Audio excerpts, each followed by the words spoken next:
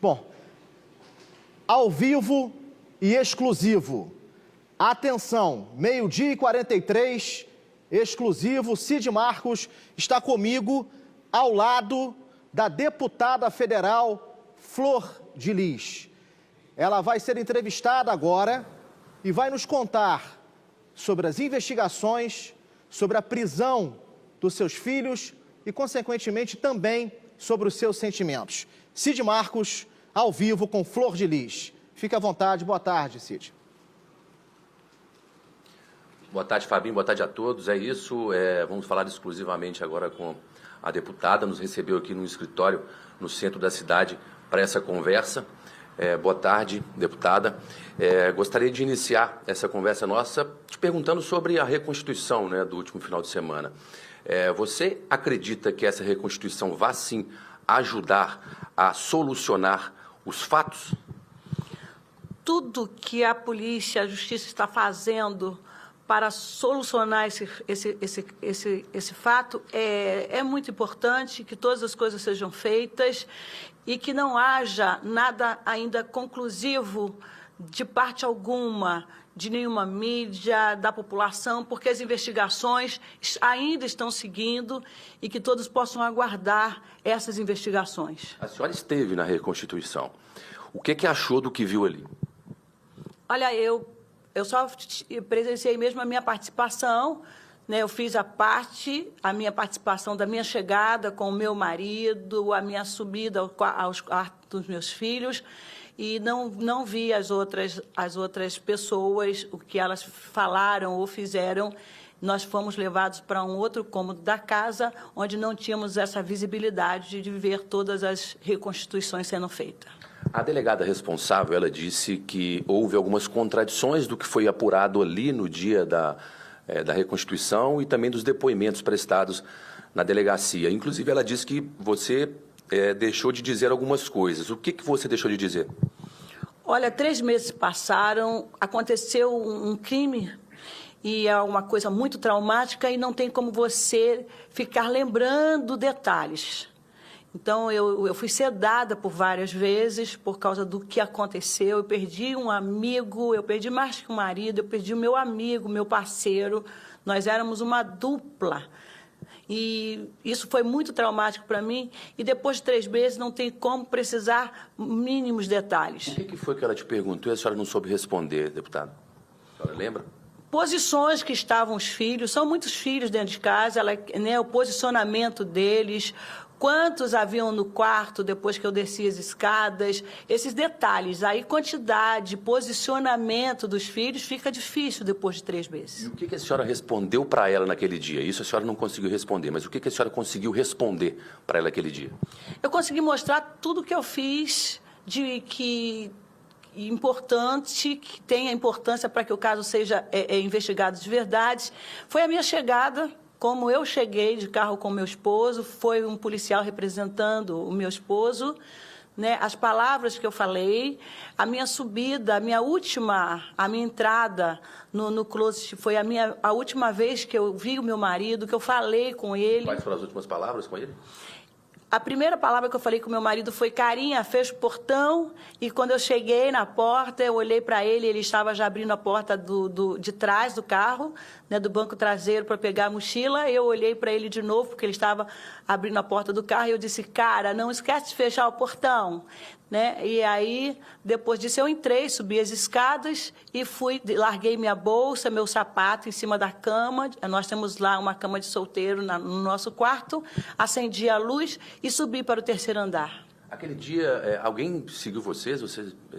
Como é que ficou essa história, esse esclarecimento?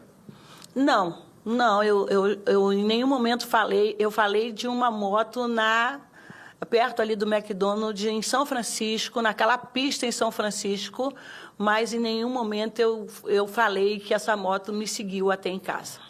Essas contradições que a delegada disse que aconteceram ali na reconstituição, você consegue imaginar quais são? O que seriam essas contradições?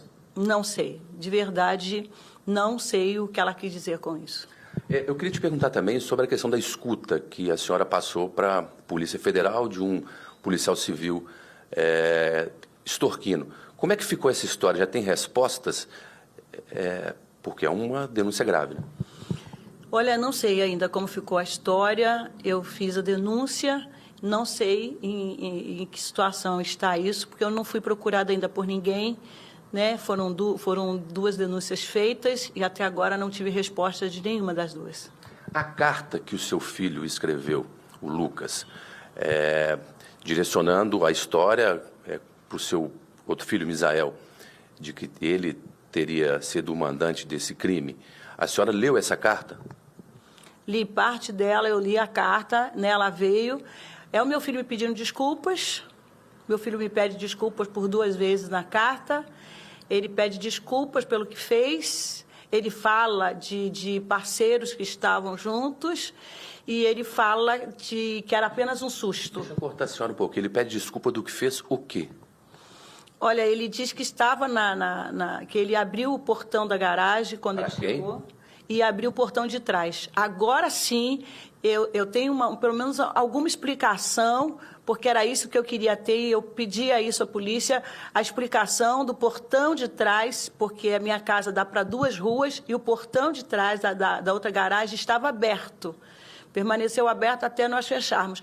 Então, por que aquele portão estava aberto? E o meu Lucas, na carta, explica o porquê do portão estar aberto. Por que ele abriu? Ele abriu para que os parceiros entrassem. Os parceiros que participaram do crime. Isso é o que ele diz na carta. E quem são os parceiros? Olha, eu não sei. Ele não fala os nomes? Não. O Flávio, seu filho? Não. Ele diz que na carta, ele deixa bem claro que o irmão não teve nenhuma participação. Irmão Flávio. Isso. Ele diz na carta bem claro que foi ele e os parceiros que foram para dar um susto e não para matar o meu marido. Ele cita o Misael? Cita. Cita o Misael. Cita, ele fala. Diz o quê? Ele diz que foi chamado pelo Misael e que quando ele foi a esse encontro com o Misael ofereceu para ele um emprego na prefeitura de São Gonçalo, um carro, para que desse um susto no meu marido, porque ele estava com muita raiva e ele queria que o Lucas desse esse susto, prometendo ao Lucas esse emprego na prefeitura, esse carro e o retorno dele para casa. Já vou chamar o Fábio Barreto para fazer também conversar com a senhora, fazer algumas perguntas, mas antes eu aproveito para perguntar sobre o Flávio. O Flávio, na delegacia, disse que participou do crime, depois a versão de que ele foi obrigado. Como é que a senhora enxerga essa situação do Flávio? Olha, eu quero que tudo seja investigado, porque quando fiz a reconstituição, eu mostrei exatamente tudo o que aconteceu.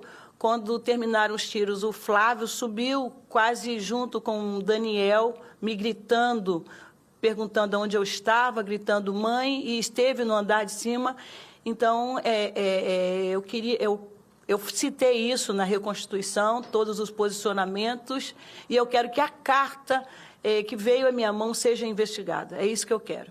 Fabinho, a deputada está à sua disposição para perguntar, pode falar. Deputada federal Flor de Lis, muito obrigado pela sua participação no nosso programa. A pergunta que eu lhe faço, aproveitando a deixa do Cid Marcos, é a respeito dessa questão envolvendo o seu filho Misael, que é vereador em São Gonçalo. Eu estive com ele certa vez e ele me disse que está disposto a atendê-la, a conversar com a senhora a qualquer momento. E a minha pergunta, ela é focada exatamente nesse tema central. Havia alguma disputa política dentro da família?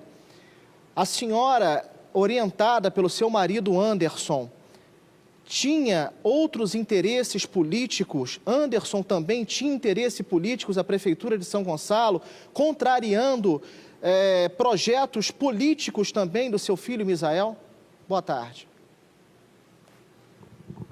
Boa tarde. Olha, não é verdade quando o Misael diz na entrevista que não perdeu o contato comigo, porque eu fui atrás dele, mandei mensagem por celular, várias mensagens estão no meu celular que está lá no DH. Eu mandei muitas mensagens dizendo para ele vir conversar comigo, que eu estava junto com os irmãos dele, atrás dele, que eu ia encontrá-lo, porque ele não poderia estar fugindo de uma conversa tete a tete comigo, foram várias, eu me humilhei demais para ele, mandei muitas mensagens e o que eu recebi era a resposta da esposa dizendo que ele não estava em condições de falar, não estava em condições de conversar, que ele estava extremamente abalado. Mas o que me espanta é que ele não estava extremamente abalado para fazer uma viagem, um passeio, mas estava extremamente abalado para falar comigo, para me procurar, para me dar uma explicação, que é o que ele me devia e deve, uma explicação, várias explicações. Eu quero saber do meu filho por que ele, no dia do velório, mandou um amigo da família buscar o celular do pai em casa, levar para o pátio do prédio onde ele mora, apagar algumas coisas e devolver esse celular para esse amigo da família, fotografar que estava devolvendo, mandando ele me entregar esse celular. Por que fazer isso se ele tinha acesso livre à nossa casa? Misael era o nosso braço direito. Misael resolvia todas as finanças da igreja. Misael resolvia, ele tinha as senhas de cartão do meu marido. Ele tinha a senha telefônica do meu marido. Não havia segredos desse nível entre nós. Então não precisaria ele fazer nada às escondidas. Por que ele fez isso? Por que ele mesmo não foi em casa buscar ou pediu que algum irmão pegasse para ele? Por que esconder esse fato? Misael tinha interesse... Fabinho, me permita uma pergunta claro, aqui, Cid, aproveitando. por favor, por gentileza, faça a sua pergunta. Desculpa, Fabinho, Cid. vamos lá. Claro, por favor. Vamos lá. Aproveitando essa pergunta do Misael, te espanta mais a questão, o fato dele oferecer emprego para quem, enfim, prestasse algum tipo de depoimento? Muito. Isso me causou um espanto muito grande, né? Ver meu filho fazendo, exonerando pessoas de forma covarde para empregar outras que tinham se aliado a ele para depor contra mim. Isso foi feito muito rápido. Misael fez isso, ele exonerou pessoas, menino que a esposa está grávida, para empregar pessoas que tinham se aliado a ele para depor contra mim. Isso me causa muito espanto. Isso é uma coisa que me causa assim, espanto e medo ao mesmo tempo, porque eu estou desconhecendo esse filho. Nós éramos muito próximos, nós éramos muito amigos, e se ele estiver me vendo agora, ele sabe que eu estou falando a verdade. Eu amo Misael, sempre amei, sempre. Nós sempre nos demos muito bem, e eu não consigo entender por que ele tomou essa postura, e por que exonerar pessoas e empregar pessoas que deporam contra mim. Aí me desculpa, mas cria uma veracidade na carta que o meu Lucas me mandou, porque foi exatamente isso que ele fez para o meu Lucas, ofereceu um emprego na Prefeitura de São Gonçalo. Como é que fica o coração da senhora com relação ao Misael? Então, vejo que está muito emocionada. Não, eu amo o Misael, eu amo meus filhos. Meu sonho sempre foi manter meus filhos perto de mim. Sempre sonhei com isso. Misael, eu calculei que nesse momento difícil da minha vida eu teria ele do meu lado, porque ele sabe o quanto o meu marido era importante para mim. Meu marido era importante demais na minha vida. Nós éramos parceiros em tudo, nós viajávamos juntos. Meu marido era o articulador de tudo na minha vida. Ele que me impulsionou como cantora, me impulsionou como deputada. Para eu hoje ser deputada, eu agradeço tudo ao meu marido, o trabalho que ele fez. Eu trabalhei muito também, mas o trabalho mais difícil foi o dele. Deputada, por gentileza, durante os depoimentos, filhas da senhora que estiveram na delegacia disseram de forma muito contundente que a senhora sabia de um plano para matar o seu marido. Inclusive, a senhora tinha reuniões com as suas filhas Marzi, Simone. A Roberta também disse ter conhecimento dessas reuniões, aonde a senhora estaria, através da Marzi, tentando envenenar o seu marido. O que a senhora fala sobre isso? Olha, o que eu quero dizer ao público que está me assistindo agora, a vocês, que essa questão do envenenamento, gente, é muito simples. As investigações estão sendo feitas, é só ir ao hospital onde meu marido foi internado. Meu marido ficou numa UTI coronária, meu marido foi diagnosticado com crises de ansiedade, ele deu H. pylori também, né? E eu tenho todos os exames do meu marido, é só pegar os exames feitos no hospital ou fazer a exumação do corpo, porque vai provar que isso aí é uma grande mentira. Eu jamais tentaria matar o meu marido, até porque não há razão, gente. Eu quero que me apresentem uma razão. Qual a razão por que eu mataria o meu marido? Tem que haver uma razão para haver uma acusação. O motivo, por que eu mataria alguém que realmente me faz muita falta e me impulsionava? Quanto à questão da Marzi, essa questão do telefone, foi explicado na delegacia, ela falou na delegacia que ela usou o meu celular para fazer isso. Há um tempo atrás houve uma discordância entre ela e o meu marido, que foi resolvido pelo meu marido, porque o meu marido, ele resolvia todas essas questões em casa, foi algo que foi resolvido. Meu marido não estava se sentindo mais ameaçado.